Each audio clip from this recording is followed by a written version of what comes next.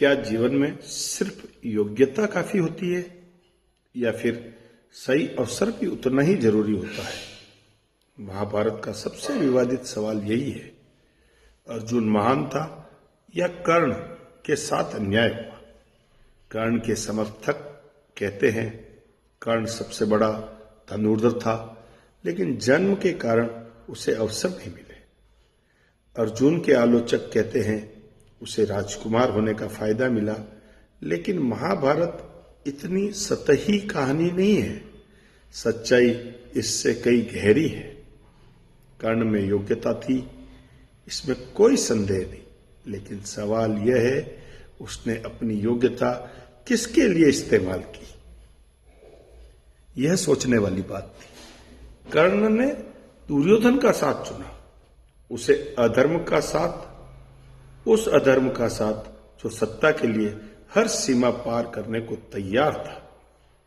दूसरी तरफ अर्जुन को देखिए, अर्जुन को अवसर मिला, लेकिन उसने उस अवसर को अनुशासन, तपस्या और निरंतर अभ्यास से योग्यता में बदला।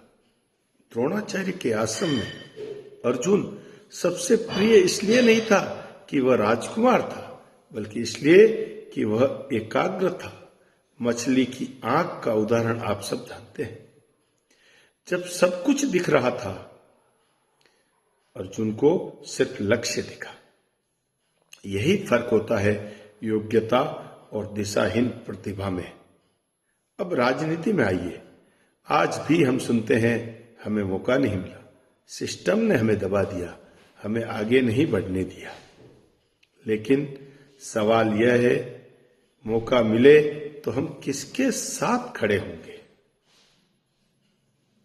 राष्ट्र के साथ या फिर सत्ता के शॉर्टकट के साथ? कर्ण की त्रासदी यह नहीं थी कि उसे अवसर नहीं मिला, उसकी त्रासदी यह थी कि उसने अवसर मिलने पर गलत पक्ष चुना। अर्जुन की सफलता यह नहीं थी कि वह राजकुमार था, उसकी सफलता यह थी कि उसने अपने अवसर को कर्तव्य से जोड़ा। राजनीति में भी यही फर्क दिखता है।